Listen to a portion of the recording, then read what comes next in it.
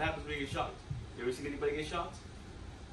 You guys never lived life? You guys haven't like messed around with electricity? Your body like twitches. It twitches, right? It twitches. So anytime electricity passes through a muscle, it's gonna twitch.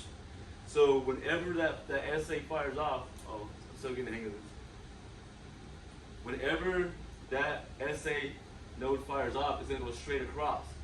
As that electricity moves straight across, it's going to make the top chambers squeeze, contract, it's gonna twitch, right? So that's what that does. All right. Let's see. Serenity, the QRS complex. Tell me what that's about.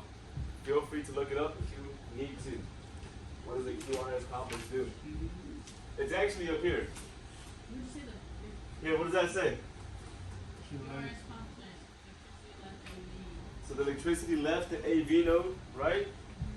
And so what did we say right there? What happens every time electricity passes through? It twitches. So the electricity left the AV node. So it left the AV node. So now all that electricity is going to go down the bundle of his right, left bundle branches and Purkinje fibers, which ultimately make the ventricles contract, squeeze. And then, Samaj, what is the T wave about?